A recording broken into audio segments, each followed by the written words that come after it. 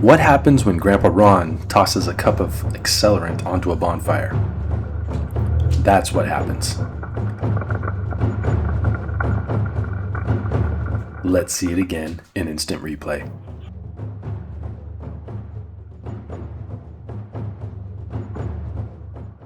Pouring an accelerant on the fire can look pretty spectacular for a moment, but unless you've built that fire correctly, the flame is short-lived and you won't be able to burn your brush. Look at how quickly this one dies out.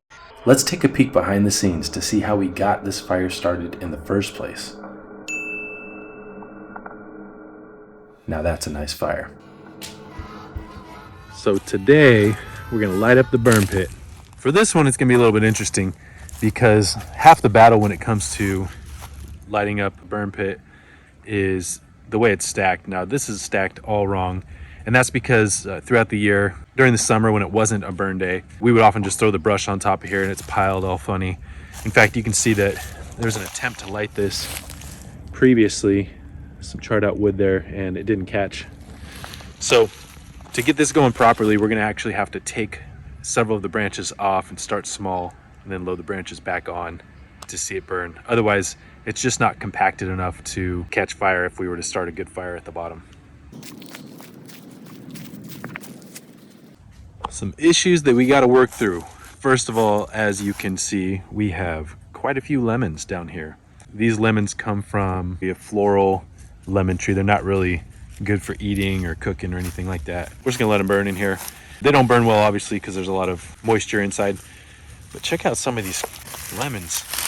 This is a regular sized lemon, and then you have this one. Can't even believe this is real. A few other things we want to consider. Today is a burn day. It's been raining quite a bit lately, so it'll be safe to burn this. Other thing you want to consider, you got blackberry bushes. As long as you're wearing pants and long sleeve shirt, I don't really mind working with this too much. Bigger deal though is we got some poison oak right here. So these bright brown, almost red colored shoots that are sticking up here. They don't have leaves on them yet, but they can still definitely get the oil on you and irritate your skin if you rub up against it. So I want to stay very clear of that poison oak. The back of the burn pit has even more. Beyond this dead branch here, that is all poison oak right there. I don't want to get anywhere near that, so we'll be burning over there. Greg gets to work taking out the mass of sticks and branches in order to get to the middle and build a proper fire. There has been lots of rain and cold weather, so everything is soaking wet around here, including those blackberry bushes to the left and the dead wood that we're looking to burn. So I'll need to take my time with this one. And just in time, here comes the cavalry. First Matthew, then Greg's sister Jackie, Grandpa Ron, Abby, Annabelle, Max, Cousin Alice. Many hands make light work, Confucius say. And just like that, we make fire. Notice I stole that blower technique from my sister Jackie. Also notice that Grandpa Ron is using the blower to get the leaves from the edges to go into the fire. But Jackie's idea to use that blower to introduce oxygen to the fire in order to get it roaring properly, genius. Aside from the blackberry bush hazards on one side and the massive poison oak on the back side, this burn pit is the perfect location to burn brush because it keeps it naturally contained below the rim on all sides. Grandpa Ron swears that this hole was dug by prospectors looking for gold some 175 years ago. Annabelle's moves are gold. Who knows? He might be right. Who am I to say he's wrong? And speaking of gold and Annabelle, why don't we head over for another episode of Between Two Dumbbells. Back at the fire, the burn pit is roaring.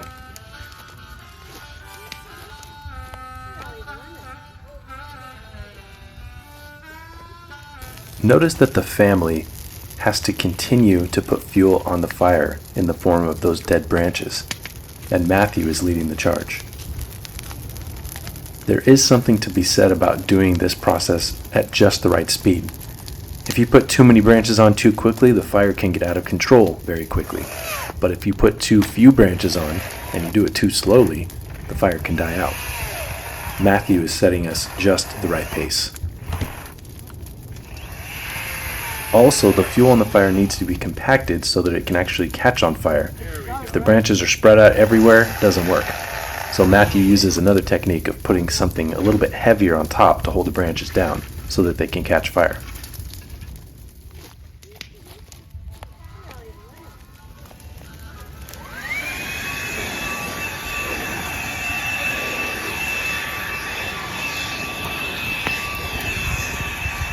It's time for a secret weapon.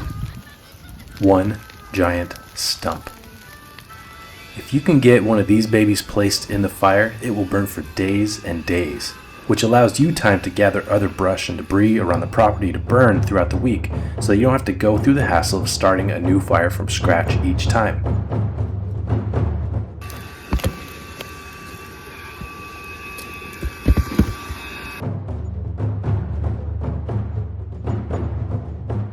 No, not the dog!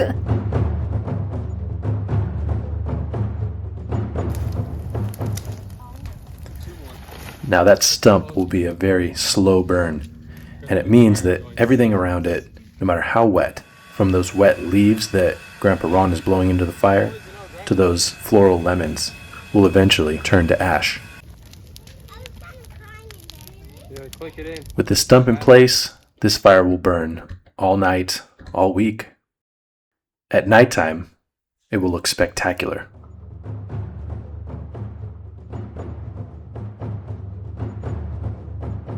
Speaking of starting a fire from scratch, how exactly did we get this fire in the burn pit? We will take a closer look at a fire on another area of the property. If you saw episode 1, then this spot will look familiar. It's where we fell that dead live oak in the lawn. So we recently took down a dead tree, as you can see. Sometimes it's worth it to transport the brush to the burn pit, but sometimes it makes more sense to build a fire closer to the burn material. In this case, we are going to build a new burn pile near the fallen tree to make our job of transporting the brush much easier. It's been raining a lot lately, so it's far less likely that a fire would spread. Next thing I want to do is figure out where to burn. So in this case, we want to get rid of some of this other junk too, so I want to set the fire somewhere close to here so that I can eventually shovel all this stuff into the fire as well. I don't want to have to carry all the brush we have to burn very far. So let's get to how to start the fire. So there's a lot of ways you can start this fire. Some of them are ways that might be considered cheating, like pouring gasoline on the fire. Not going to do that. Using a blower to bring oxygen into the fire. I probably will do that. But it starts with the right base. So something that's highly flammable.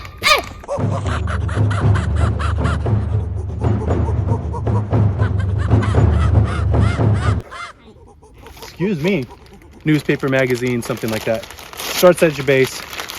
You want to make sure that it's not too tightly packed so that oxygen can still get in there. And we're going to start it like this.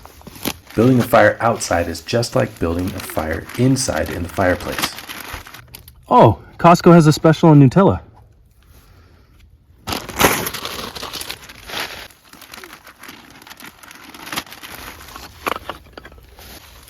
Then we're going to follow that up with a little base of kindling. This kindling is very dry and will burn very easily. And of course, if you stack it anyway like this, you allow oxygen to get in there because the fire needs oxygen, not just fuel, it needs oxygen. All right, then I'm going to use some smaller pieces of dry wood and try to keep them closely compacted. Put quite a few of these before I light the fire.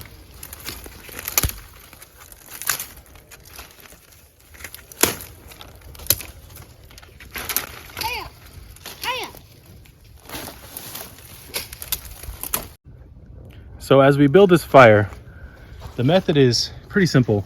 What you have on the bottom is some paper. The paper will only burn for a few seconds or maybe a minute at the most, but you want that to get just hot enough to light the kindling, which is the next most flammable thing there, the small pieces of wood. And those will only stay lit for a couple minutes. So you want them to be hot enough to light the dry brush above that. And then on the top of that, we have some bigger pieces of wood that hopefully, using the same logic, will light because the stuff underneath it will burn for a few minutes so that those will light. Once that gets going, then we can put some of these bigger pieces onto the fire and it'll be roaring. All right, we're gonna try to light this sucker. And as I told you, some people think it's cheating. but I'm going to be using the blower to introduce oxygen to this fire.